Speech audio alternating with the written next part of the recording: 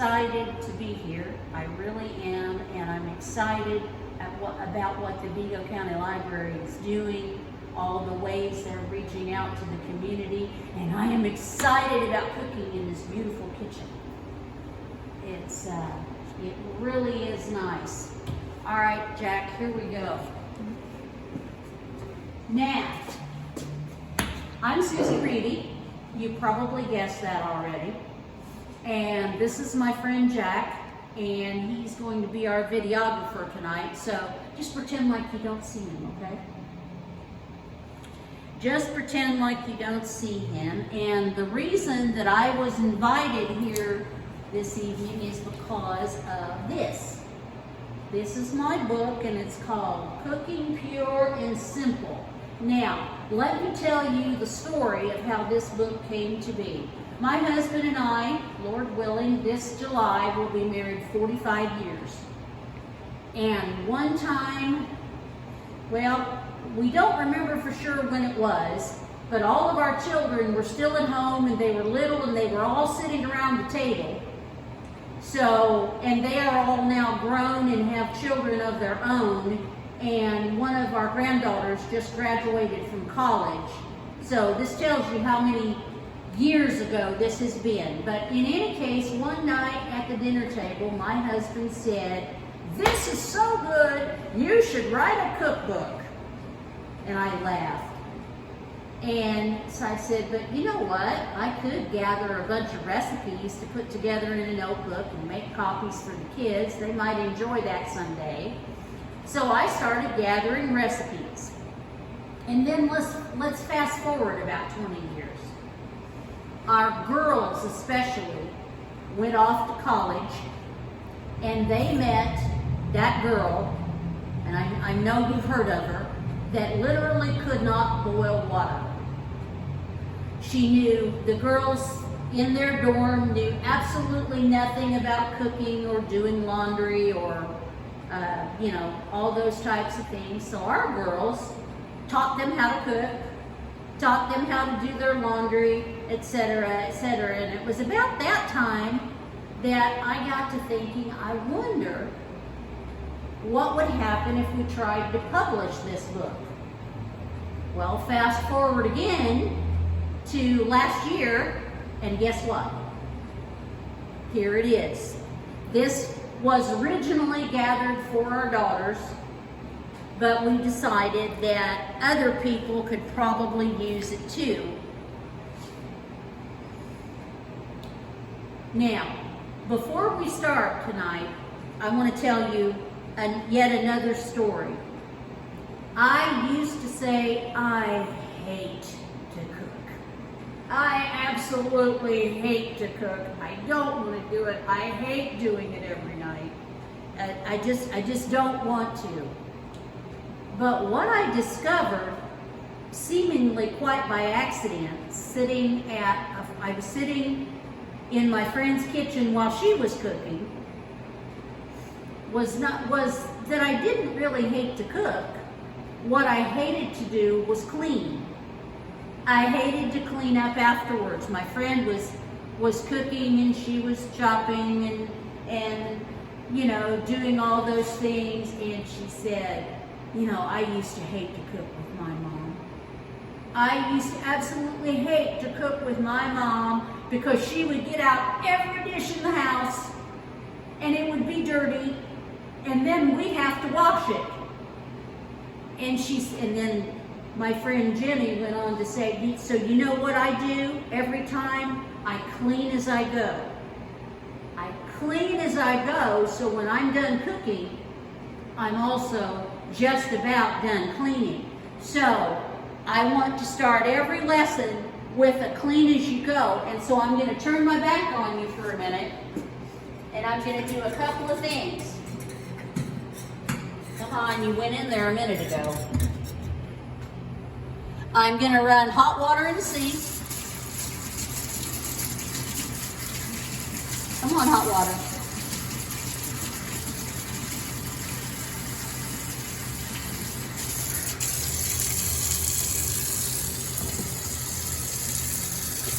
I'm going to run hot water in the sink. Make sure I have plenty of things to clean with. And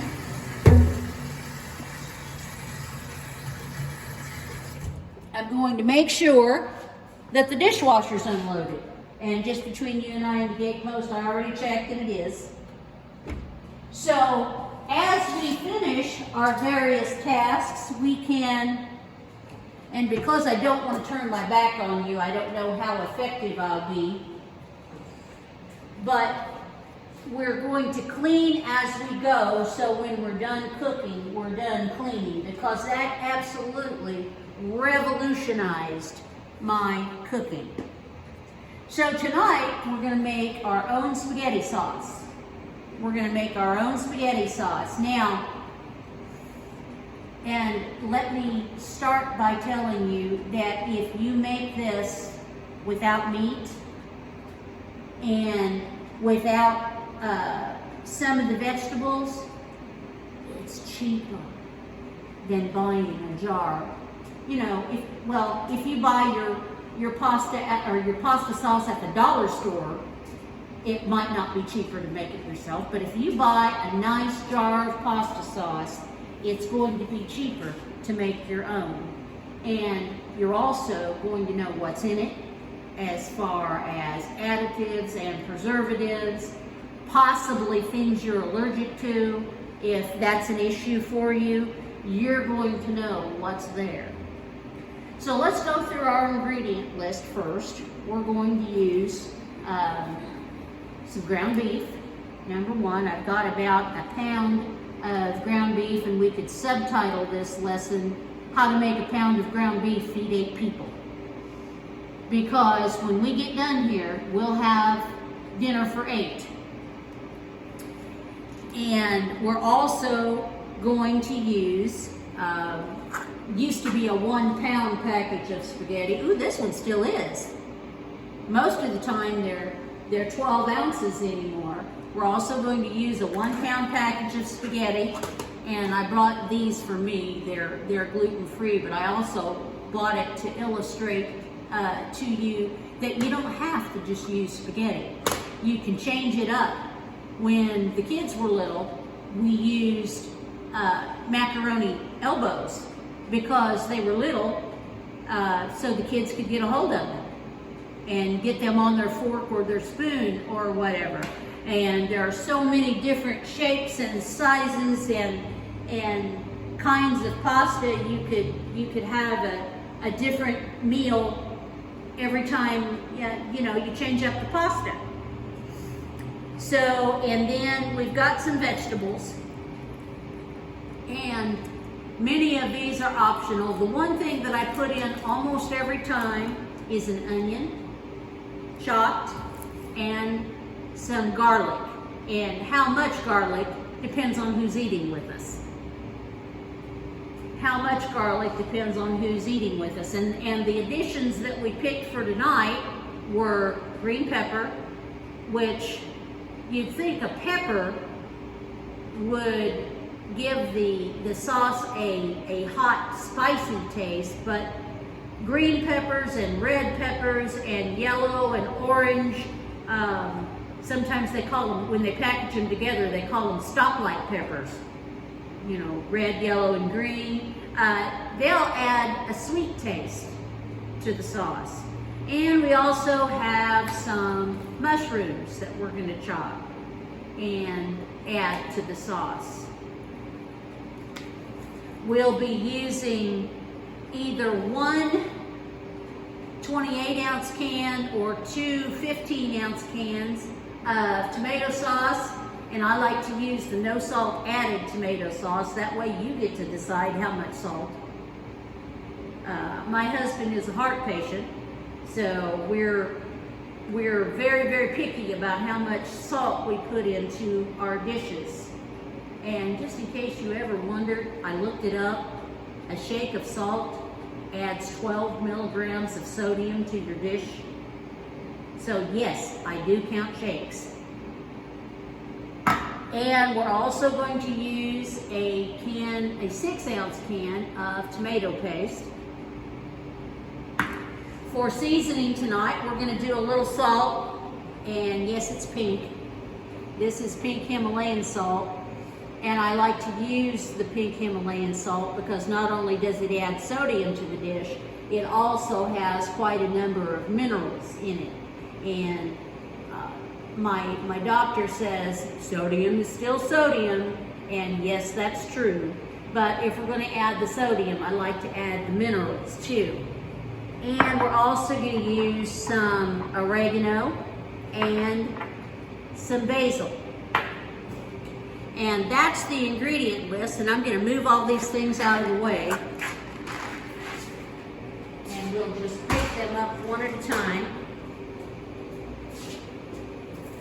as we need them. That's probably enough. And we'll start by browning the meat.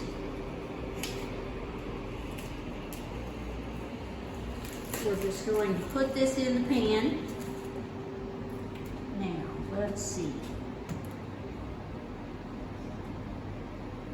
And we're going to set it on medium. Now, I'm going to lay that over there for right now, but I would suggest you have a wastebasket nearby, clean as you go. Throw it away as you go so you don't have to pick it up later. Now, you can do a couple different things with your meat once you get it into the pan. Once it starts to cook, and you'll hear it, once it starts to cook, you can chop it up with a spatula. My mother called this a pancake turner because that's what she used it for most of the time. Or, I like this guy. This guy is designed specifically for chopping meat. And I bought mine at one of those parties where, you know, you invite all your friends and have them buy things so that you can get free things from the sponsor. But these things are available at Walmart, and they are available at the dollar store, and I love this thing for chopping meat. It just makes such short work of it. And basically you just go right down the middle and then turn and chop again. Turn and chop again. Now, the finer you chop this, the further it will go, the more people you can feed, or at least it seems that way anyway. But forgive the noise, please. Now, let's come back over here, and while we're waiting to hear the sizzle, let's start with the chopping. Now, you won't see any fancy knife skills. I'm not a trained chef. I'm a mom. I'm a mom who fed 9 kids and a husband and most of the neighbors for 20 odd years. So you're not going to see any fancy knife skills, but we'll get the job done. So let's cut this onion. And when you're cutting vegetables now, there is a garbage disposal in this sink back here. So I'm going to be depositing my things that we're not using directly into the garbage disposal. And if you don't have a garbage disposal, then I would suggest that you have a bowl. Or my favorite before we had a garbage disposal was an old ice cream bucket. All the waste products went into the ice cream bucket that sat in the sink, and then they all got thrown away at once. Now, the key to chopping most vegetables is to get them flat on one side. Get them flat on one side. So that makes them easier to handle and they don't get away from you. I'm gonna lay that aside for a moment. Pull this outer layer off.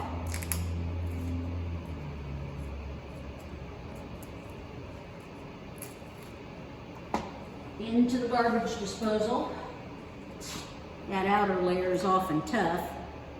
And you see the onion's already marked for where you're going to slice it. It already has lines on it. So if it's flat on the side, it's not going to go anywhere.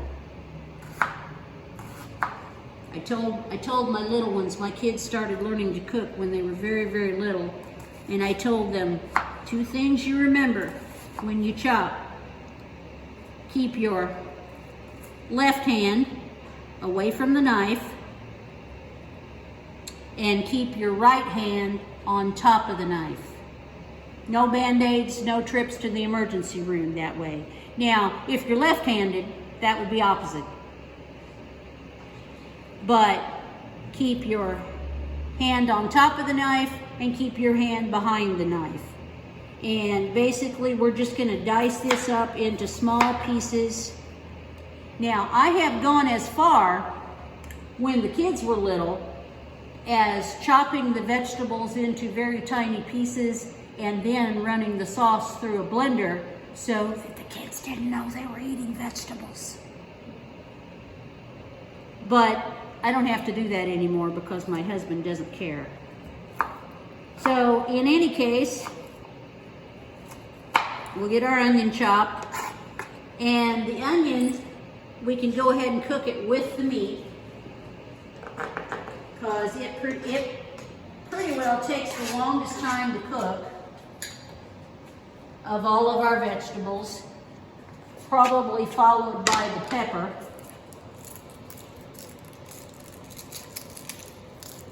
Okay, now I need to check. I'm not used to the stove, so I'm going to turn this up a little bit. Let's see, where are we at here? It'd help if I looked at the right burner. Now wait a minute. Oh, ha! No wonder it's not cooking. I turned on the wrong burner. Oops. So, okay, let's get the other half of this onion chopped. Flat on the bottom. Waste into the garbage disposal. I'd like to, just for fun, when we finish, see how long it takes us to get the kitchen cleaned up and back to normal.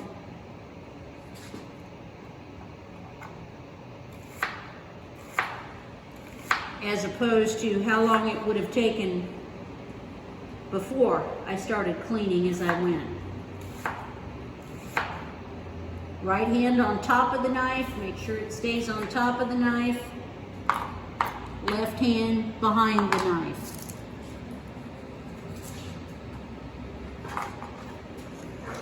Now, I'm guessing,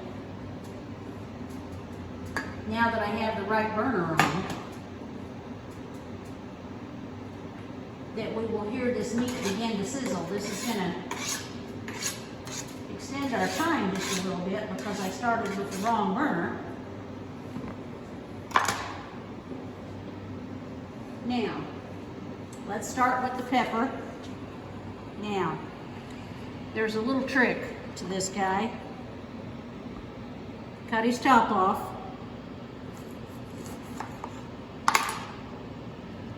Punch out the center, and we can eat this part. And then stick your thumb in here, and I'm going to do it on the cutting board, but I should do it into the garbage disposal, and just yank all this out. And all the seeds and the white part from inside will come out together.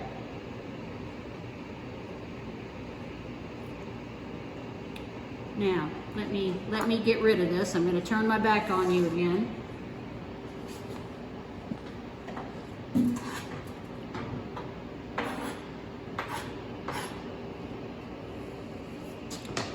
Now,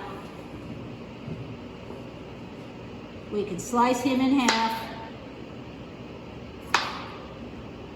and then slice each half into 3 or 4 pieces depending on how big your pepper is.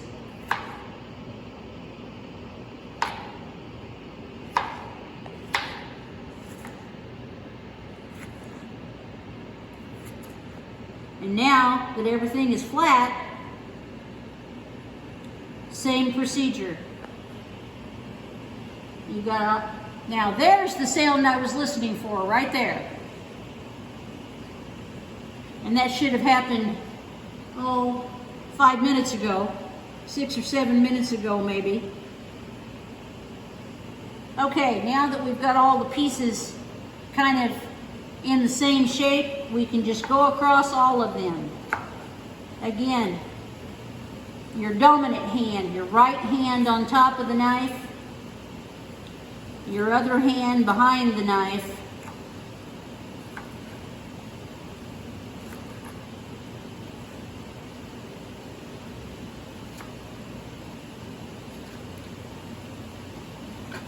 And just get them all in roughly the same size pieces. And the reason for that is, if everything is roughly the same size piece, it will all cook at about the same time. You won't have the small pieces that are done and ready to burn, and the big pieces that haven't started to cook yet because they're too big.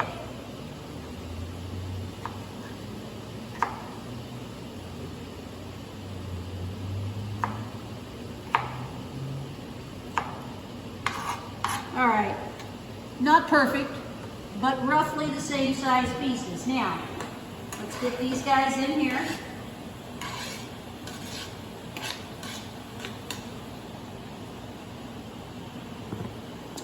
Now, we'll talk about the garlic in just a minute. Your garlic should always go in last. Your garlic should always go in last of your vegetables because it's the most likely to burn.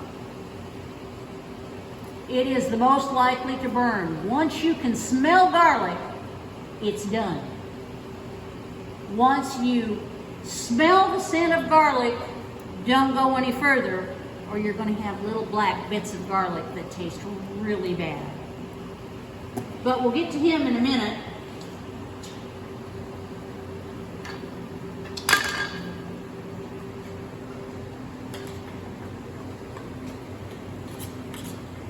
I don't want to waste any of this beef. Get it all off here. All right, now I'm going to put this guy in the sink in the soapy water. And we're going to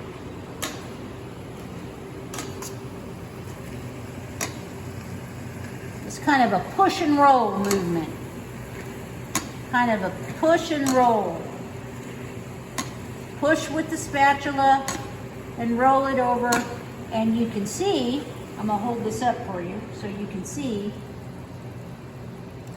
the ground beef is beginning to brown.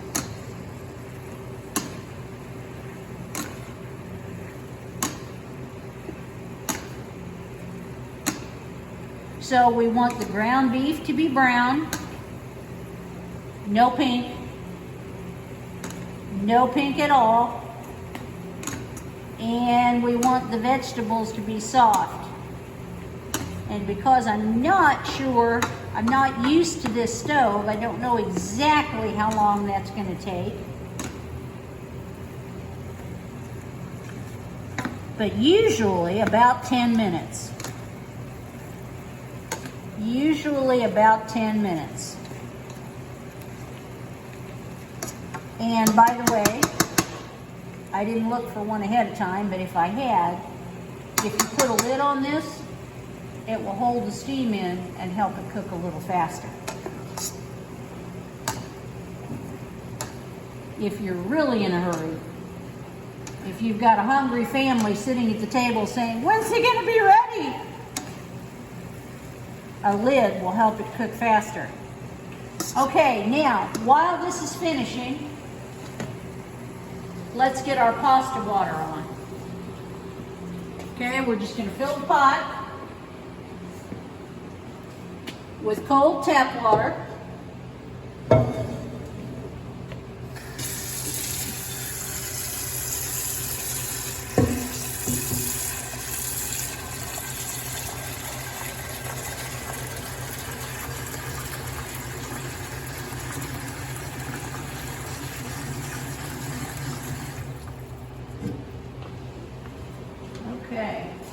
if I turn the right burner on this time.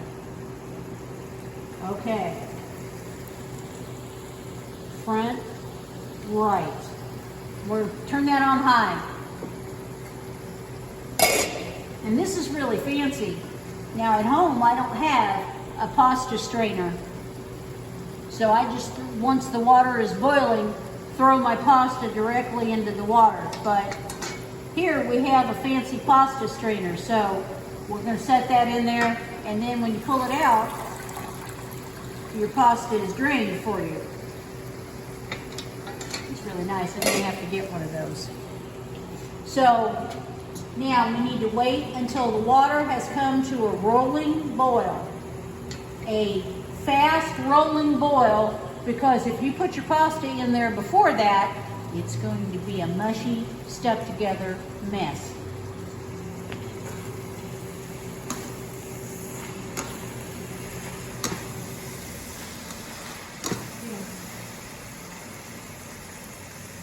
Okay, now you can see I don't have to push on the peppers near as much to chop the pieces in half, so it's getting soft.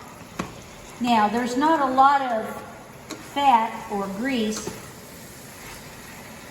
with this meat, so we're not going to worry about draining off any of the grease. But let's get started on the next step while we're waiting for the water to boil. Now we have some mushrooms,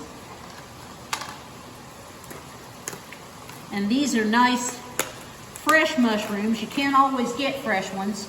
And I'm going to take about half of these, and I'm going to chop them into little bite-sized pieces, and we're going to add them to our sauce. And since they're random shapes,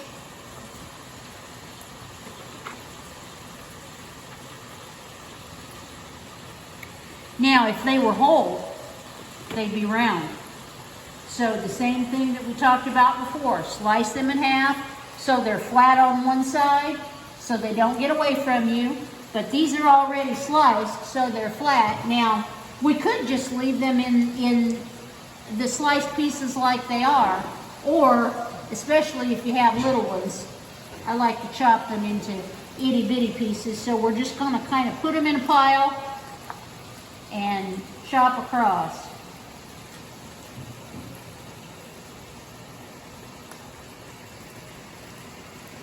And cut them into smaller pieces. Now, check on, see how we're doing. Okay, now,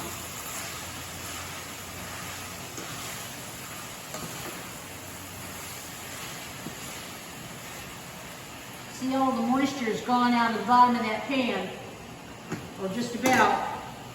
So it's time to turn it down. Time to turn it down. Meanwhile, back at the mushrooms, just chop across, and see we're catching all of them as we go across.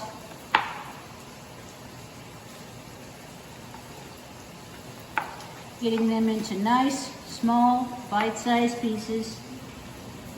If you can't find fresh mushrooms, they are also available canned or in a jar.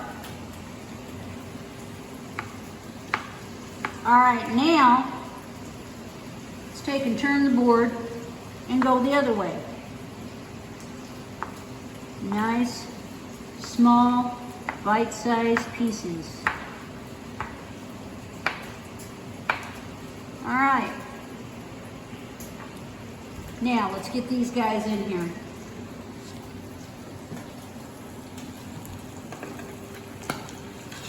Just kind of wipe them off the board into the pan. And then pick up all the ones you dropped.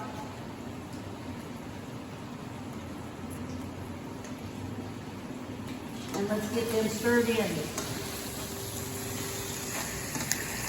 Now, it won't take these mushrooms very long to cook.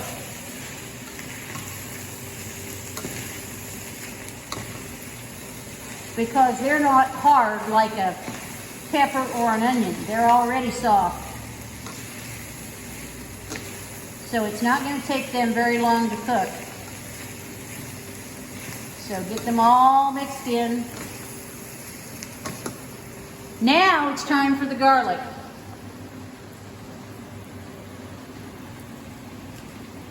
Now my mother had never in her life, until she was in her 50s or 60s, cooked with fresh garlic. She grew up during the Depression, and I don't know how much you know about that time, in the 30s and 40s, when there were shortages of absolutely everything. So she didn't cook with a lot of fresh vegetables.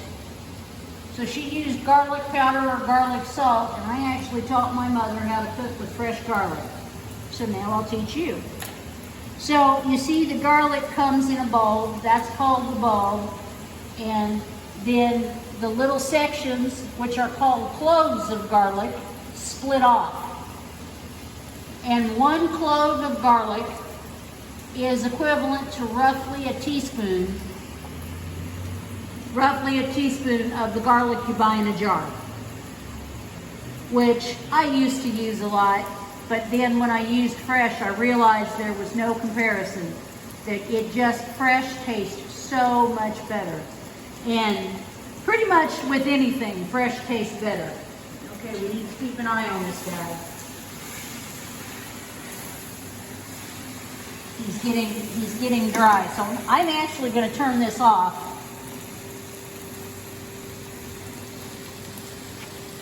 Okay, wait a minute. It says we're still on. Oh, okay, there we go. If I do another cooking class, I won't have to do that. I'll already be familiar with the stove. Now, let's talk about what you do with this garlic. First of all this paper thin stuff comes off the outside. You don't need that. Into the garbage disposal. So we'll be clean when we're done. Now, there are 2 ways you can do this. You can buy a garlic press, and it basically has 2 handles, and you put the garlic in between and you mash it, and all the garlic comes out, and then you throw the peel away. Or, if you don't have a fancy garlic press, let me move that out of the way. Take your knife, lay it on its side, put it on top of the garlic clove, and smack it. Now that knife isn't very big, so it took a couple of hits. Normally it will only take 1. And then this paper thin part, it feels like paper too, comes off, usually not very willingly. This paper thin part comes off.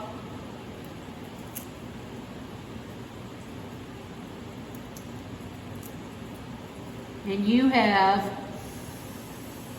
garlic, which I love the smell of.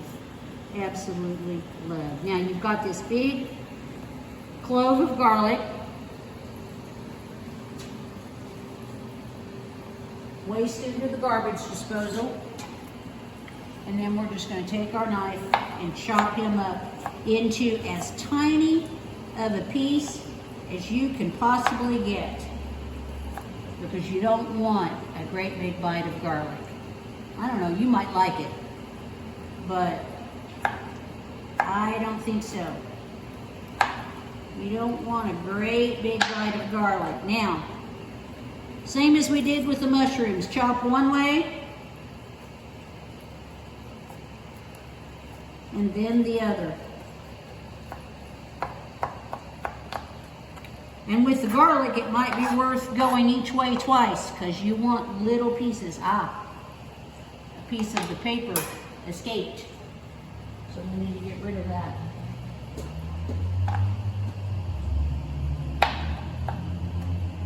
Might be worth doing it twice, because you want little pieces of garlic.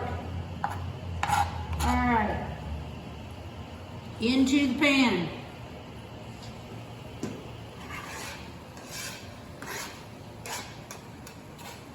All right, now, in roughly 30 seconds, okay, this guy's done. We're done chopping. Into the soapy water. Now we've got all our veggies and all of our meat ready. And in about 30 seconds, maybe 45, you're gonna smell something wonderful. Now let's get this heat back on. I turned it off because I got behind. And in just a few seconds, you're going to smell something wonderful. Now, because we had this on quite a long time, see how the bottom of the pan has got brown bits on it?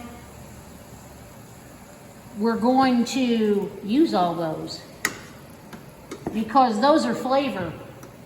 We don't want to scrape them off into the dishwater.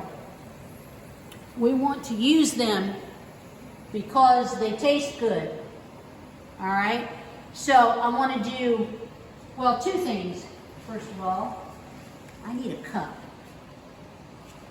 Miss Janet, do we have There's some cups there, but if you open that cabinet, there's some bigger cups in there. Well, do we have a coffee cup, or let's use a small measuring cup. Okay.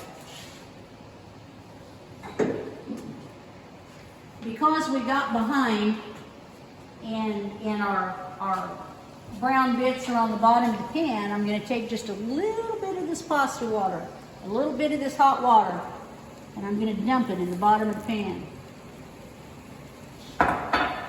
And I'm going to turn the heat up.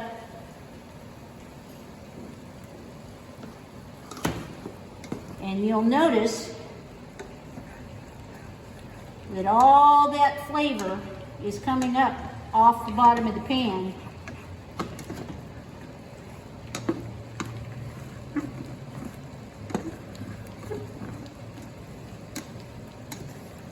All those brown bits are coming up off the bottom of the pan with just that little bit of water.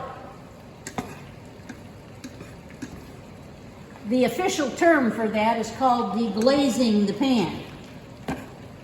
I call it A, making it taste good, and B, making the pan much easier to wash. Because you don't have to scrub all that stuff off the bottom. All right, now, two things we need to do right now. We need to get our pasta going because we've got a nice rolling boil, and I don't want to tip this up. Something bad will happen if I do, but you get the idea. You can hear it. If it's boiling so you can hear it, it's ready to put the pasta in. And you see the steam. Now, do you all break your spaghetti or do you put it in whole? Well, I have done both. Sometimes I'm still stuck in the small child mode. When the kids were little, I broke it. For the same reason I sometimes used macaroni instead of spaghetti. Now,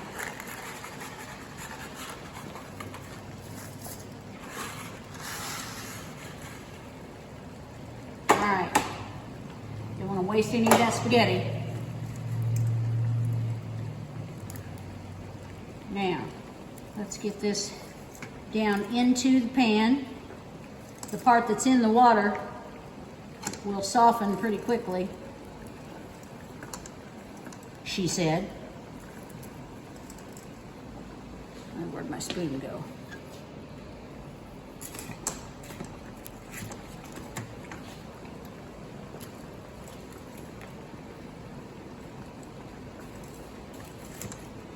This is going to take a second to get all the pasta needs to be under the water, needs to be submerged in the water. And this is going to take a second or two to get everybody down in there.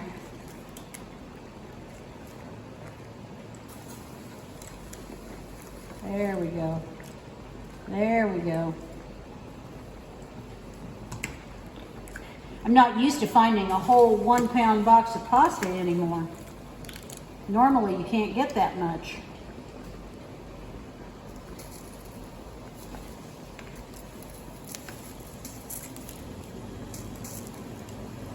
All right.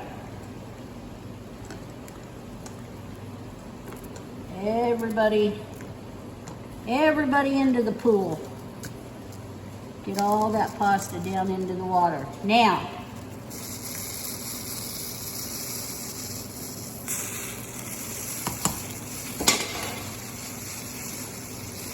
let's turn this down just a little bit. Let's see. Because we're beginning to boil over. All right, now, let's do this. Okay, let's set the timer for, and every brand of pasta seems to cook for a different amount of time, and this one says 10 to 11 minutes. So I am going to set the timer for 11 minutes.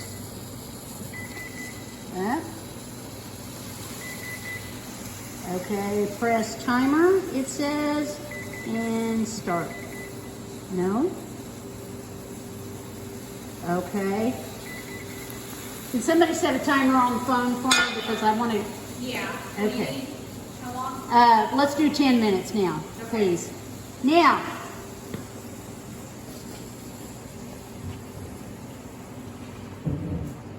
we have a little bit of a boil over here. So, let's get our dishcloth, our sponge, and wipe this up while the burner is still warm. While the stovetop is still warm, so that we don't have, and I didn't quite get all of it because I don't want to burn my fingers and I don't want to burn the sponge, but I did get some of it.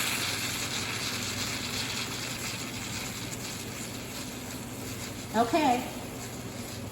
Are you done boiling over now? We'll edit this part out, Jack. All right, now. Okay, put your sponge back into the water to soak. It's always tricky when you're using, something that you're not accustomed to. Right, right. Okay, now we're about to finish off our sauce.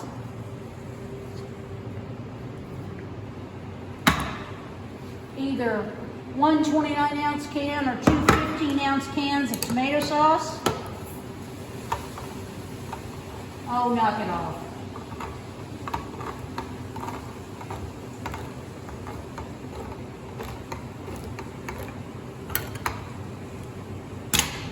Okay, we're on medium.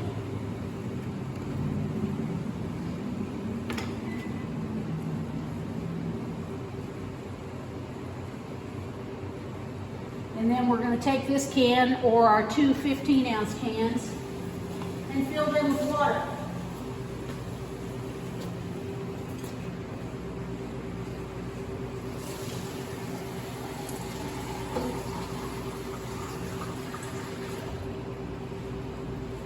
And add that to the sauce. Now, the next thing we're going to add is tomato paste. Little secret. Tomato paste is very, very thick. Very difficult to get out of the can. So the quickest way is to open one end.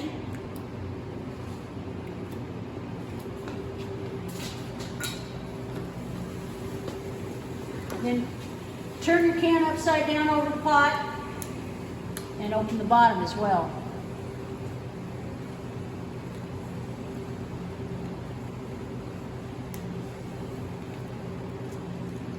And then push it through. And then pull that bottom lid off. And you've used up all your tomato paste. You didn't waste any.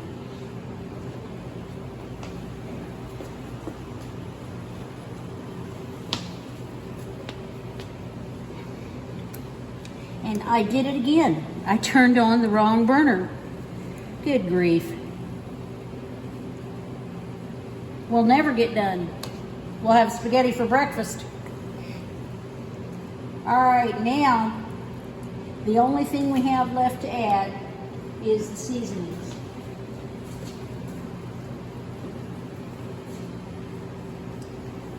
And my favorites and the seasoning combinations for this sauce there are about as many combinations as there are people who make sauce. My favorite is salt, oregano, and basil. Oregano and basil say Italian to me. So we're going to do a teaspoon of, in this case, pink Himalayan salt.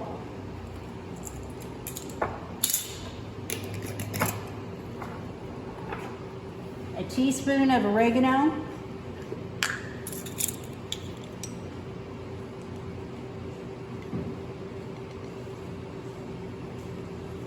And a teaspoon of basil.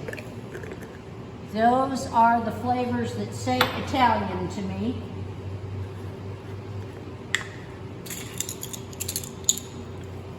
Now, we just need to let this cook.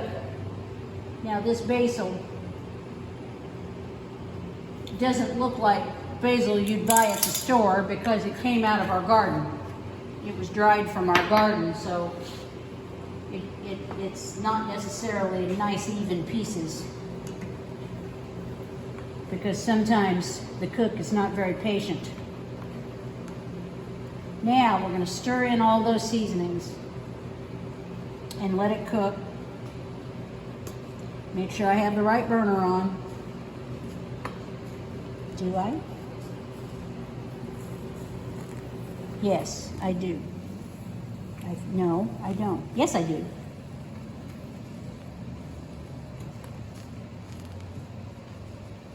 Okay, now we're going to let this cook for just a few minutes. And if I wasn't so inept at using this stove, I'll turn this guy down just a little bit in hopes that it will stop boiling over.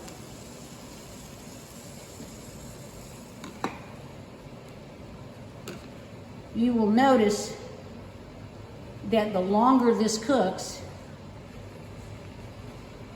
the thicker it will get. Now you have here the equivalent of 2 commercial jars of sauce. Jars are generally, the ones you buy are generally 28 to 32 ounces. So we put in 30 ounces of tomato sauce and we put in an additional 30 ounces of water plus the tomato paste and all the vegetables. So you have the equivalent of 2 jars of sauce. So there are a couple things, several things actually, that you need to know about this sauce. Number one, it freezes beautifully. It freezes beautifully. You can take this and you can put it in a Ziploc bag. Make sure it says freezer bag on it and not storage bag. You can put it in a Ziploc bag and then lay it flat in your freezer till it freezes. And mark it, of course, with the date and the contents. And you will have dinner ready one night. All you have to do is cook the pasta. And this sauce also, now I've got a whole list over here. I want to make sure it's stirred. Now, you know what we forgot, Miss Janet? The sugar. Do you have it? We do have the sugar. Okay. Is it handy? Oh, it's handy. I can go, I just have to go upstairs and get it. It's in the building. Oh, well in that case, let's don't. I don't want you to have to leave and go all the way back to the building. I'm sorry, we forgot it. Yeah. All right. Now,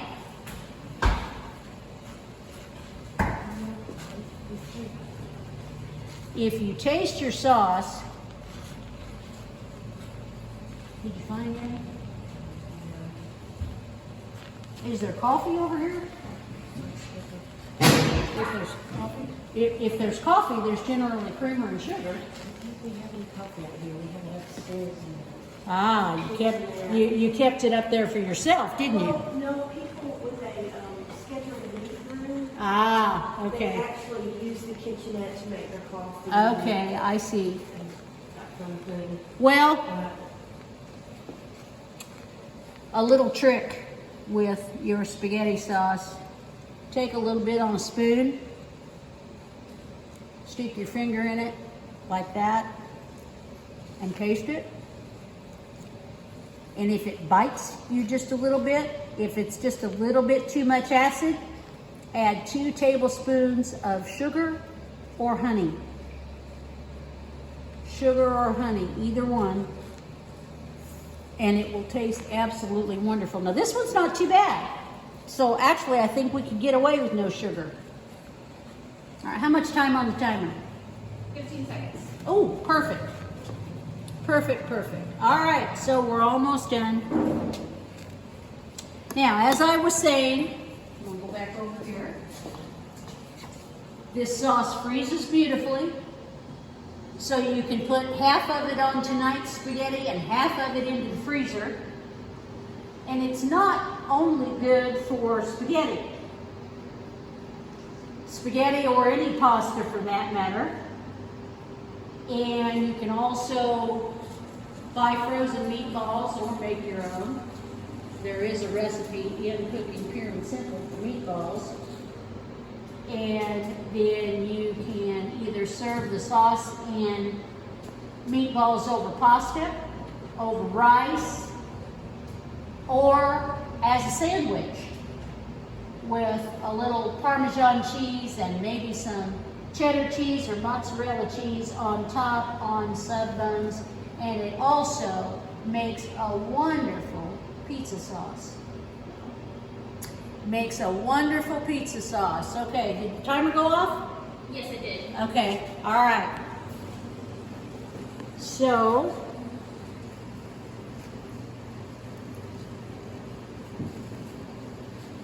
okay, Jack, I think we're going to call that it.